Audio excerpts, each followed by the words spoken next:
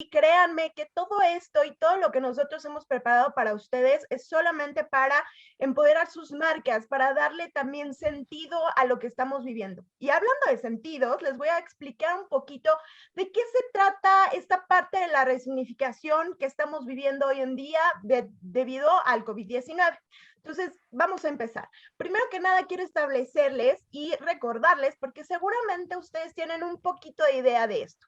El hombre es digamos, es un ser de símbolos, un buscador y constructor de significado. Es decir, todo lo que hacemos, nuestras conductas y nuestros pensamientos son en símbolos y signos y nos comunicamos mediante ellos. Los gestos, las formas de las posturas, la vestimenta, los objetos que hay en nuestro lugar de trabajo, de nuestras casas, nuestros mismos formas de pensar, el arte, ¿no? Los propios hitos de vida dicen algo de nosotros. Y estos lenguajes obviamente se crean y se reproducen creando significados compartidos por un grupo del cual podemos llamar o sociedad o también una comunidad a la que pertenezcamos. Y esta naturaleza nos permite de alguna forma convivir y tener un cierto establecimiento de hábitos y también de conexiones entre unos y otros. Entonces, en este sentido, vamos a entender que el ser humano es capaz de atribuir significado a todo y crear unidades de sentido. Es decir, estamos en constante búsqueda de los significados para poder vivir, para poder darle sentido a las cosas y para poder establecer nuestras relaciones. La que sigue. Ahora, fíjense bien, hay algo que a mí me gusta mucho en cuanto a la semiótica, que es lo que yo hago en particular. Desde el punto de vista, por ejemplo, de Peirce, este quote me gusta muchísimo, todo lo que conocemos, todo lo que pensamos es conocido o que también estamos como todo el momento viviendo, es a través de signos. Y nuestro conocimiento mismo, lo que vamos nosotros acopiando en nuestro cerebro, lo que vamos acopiando como nuestros sentimientos son signos, son símbolos. Y estos signos son unidades básicas que forman el acto de conocer y el acto de vivir. Y por tanto, una teoría del signo será una disciplina filosófica capaz de explicar e interpretar el dominio total del ser humano. Si nosotros entendemos al ser humano a través de estos símbolos, a través de estos signos, vamos a poder entender su forma interna y por ende sus hechos y también sus actos, ¿ok? Y entonces de esto se trata un poco la semiótica. Es una herramienta que permite acercarnos de forma más íntima y de forma más profunda a cómo el ser humano entiende y cómo juegan esos símbolos y esos signos en nuestra vida diaria. ¿De acuerdo? Entonces, así nosotros podemos entender el mundo, las relaciones humanas, la forma en la que nos comunicamos, el pensamiento que tiene otro, hasta todo lo que significa que podamos interpretar, ¿ok? Entonces, la semiótica también nos permite entender cómo vamos a dar significado a las cosas, ¿de acuerdo? Vamos a entender cómo es que nosotros hemos ido cambiando a través de este fenómeno. La que sigue. Entonces, es súper importante que entendamos que la pandemia es un acto de semiosis. ¿A qué me refiero con un acto de semiosis? La pandemia como un fenómeno de construcción de sentido, es decir, nosotros buscamos el significado durante este tiempo. Es un estímulo que nos impacta y que dejamos como ver aspectos del ser humano. Y desde su poca o nula experiencia tratamos de hacer cosas con esta evidencia. Por ejemplo, descifrar los elementos que conforman la enfermedad, de qué se trata, qué va a hacernos, cómo nos vamos a sentir al respecto, asociarla o compararla con una experiencia o un código predeterminado. Buscamos en nuestro cerebro si en algún momento hemos pasado por algo así o algo similar. Adoptamos y discriminamos respecto a los hábitos y a la autopercepción. ¿Estoy listo para pasar por este fenómeno? ¿Será algo que va a dejar en mí un cambio? También lo relacionamos con sentimientos y conceptos según nuestra experiencia. Es decir, si tenemos miedo a la muerte, si tenemos miedo a la enfermedad, porque son cosas que eventualmente hemos sufrido o vivido y lo relacionamos. También creamos mitos, deseos e historias alrededor de estas vivencias y las incorporamos en un imaginario simbólico. Es decir, vamos construyendo a través de lo que todos vivimos cómo estamos en la experiencia, si nos ha estado yendo bien, si hemos convivido con la pérdida cercanamente, si nos hemos revalorado como seres humanos, si hemos tenido que cambiar nuestros hábitos por alguna circunstancia. Entonces, todo esto crea un mundo simbólico. Todo esto crea una vivencia que nosotros acopiamos y que lo llamamos un proceso de semiosis, es decir, un proceso en el cual buscamos darle un significado, buscamos darle un sentido. ¿Ok? Pasamos a la que sigue. Ahora, sería importante ver en dónde nos encontramos actualmente dentro de esta vivencia. Acuérdense que ya pasamos primero por la negación. Era, no, a nosotros no nos va a pasar nada, es algo que está pasando en el mundo y que no tenemos idea si llegue. Después nos enojamos y tuvimos miedo. ¿Cómo es posible que las autoridades no hayan hecho nada a tiempo? Pudimos haber estado mejor. Después entramos en pánico. ¿Por qué? Porque cada día el bicho se acercaba más a nuestras familias. Y en vez de escuchar que era alguien lejano, empezó a ser el primo, el hermano y el sobrino de un amigo. Después entramos un poco en esta cuestión de la tristeza y en la depresión. No veíamos mucho futuro, por así decirlo. Creíamos que esto no iba a acabar nunca o no acabará nunca. Y empezamos a replantearnos nuevos hábitos y rituales. Es decir, si la economía de nuestra casa era lo más saludable, si los hábitos que teníamos higiénicos eran los adecuados, o tan solo el vernos a nosotros mismos como entes que estaban actuando de forma cívica, es decir, si llevábamos el cubrebocas, si atendíamos como cordialmente a los otros. Pero ¿qué pasa ahora? Después de ver toda una etapa por la cual estamos pasando, llegamos a un proceso que tiene muchas aristas y sobre todo muchos objetivos. Llegamos al momento de la resignificación o la resignación. ¿Qué pasa? Cuando estos procesos tienen una estadía larga, lo que hace el ser humano y el cerebro sobre todo es resignificar o resignarnos. Ahora les voy a explicar de qué se trata. Vamos a la siguiente. Antes que esto, tenemos que entender que cuando pasamos por un fenómeno de esta magnitud, pues puede volverse un proceso de absoluta transformación. Hay gente que no solamente cambió sus hábitos, sino la forma de verse a sí mismo, la forma de ver su profesión y hasta la forma de ver la vida, ¿ok? Significarla. Ahora, también hay quienes han optado por no crear nuevas cosas y eso lo llamamos un poco la resignación. Si bien el cerebro, nuestro cerebro, busca el aprendizaje y busca este sentido de que las cosas tengan un mayor o menor peso en nuestras vidas, normalmente lo que nosotros tratamos de hacer es crear un mundo alrededor que tenga estos aristas de las cuales por las cuales lo estamos entendiendo. Entonces, vamos a entender justamente qué es la resignificación y la resignación. Pasamos a la que sigue. ¿Qué es la resignación?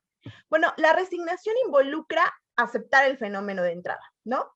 Aceptarlo como un hecho, algo que ocurre, que está ahí, pero que no va a trascender más allá, del cual no estamos buscando el sentido. Y esto involucra muchos sentimientos, involucra un sentimiento de miedo, involucra también, como ya les había platicado un poco Paulina, estos miedos y estas filias, estos miedos a movernos, a buscar como respuestas, pero también a buscar que nuestro mundo se mueva, que nuestro mundo tenga diferentes formas de acción.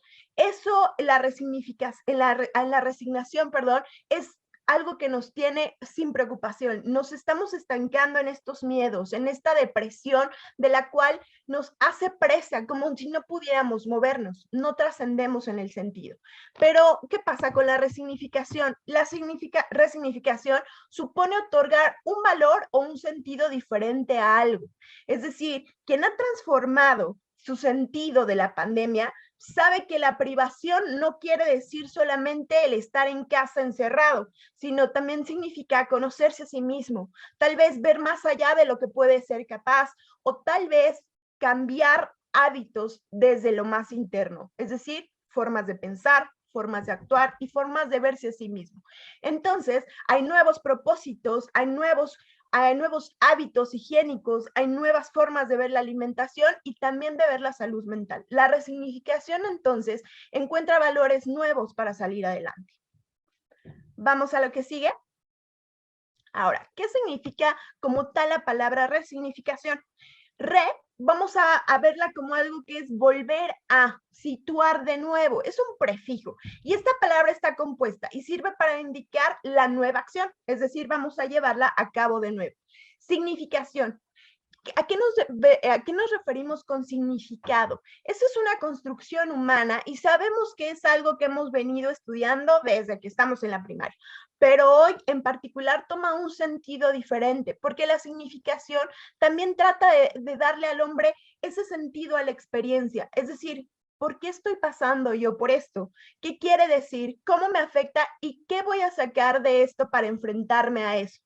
Recuerden que todo lo que estamos viendo aquí no solamente es ver al consumidor como alguien que hace acciones de compra-venta, sino como un ser que se conforma por muchas aristas, desde la espiritual, desde la mental, desde hasta esta, que es la resignificación y que trata como desde la semiótica, que es la búsqueda del sentido. Víctor Frank no estaba muy errado cuando dijo que el hombre en verdad siempre está en busca de respuestas, siempre está en busca de darle sentido a su vida. Y es que todo signo o símbolo que se pueda interpretar puede tener signos y significados, sobre todo diferentes, en diferentes etapas de nuestra vida.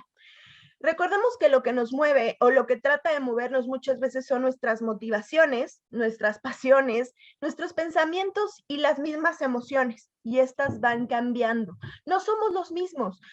Nada más quiero que se pregunten un poco, ¿qué pasaba, por ejemplo, cuando estaban ustedes en la preparatoria o en la secundaria? ¿Cuáles eran sus motivaciones? ¿Por qué hacían las cosas? ¿Qué los motivaba o qué los llevaba a cometer a ciertas acciones? Por ejemplo, ahora pregúntense, ¿qué pasa ahora que son adultos, que trabajan? ¿Cuáles son sus motivaciones? O también podemos irnos a otro ejemplo. ¿Qué pasa cuando compran vestidos, por ejemplo, las mujeres o los hombres? ¿Qué pasa cuando compran relojes?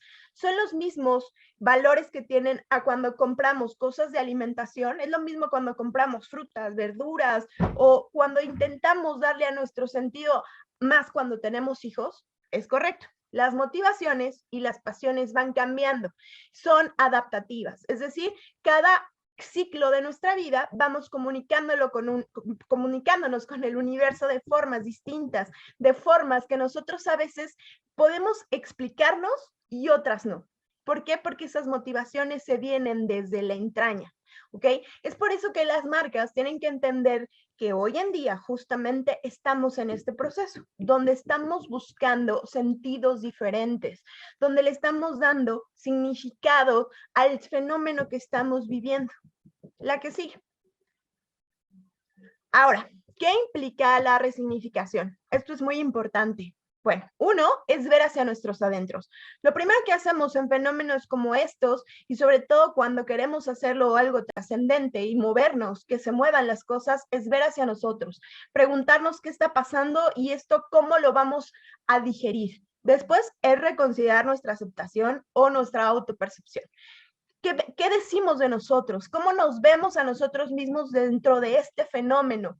¿Podemos con ello? ¿Somos capaces? ¿Tendremos la fortaleza? ¿De dónde tenemos que sacar las fuerzas para sobrevivir?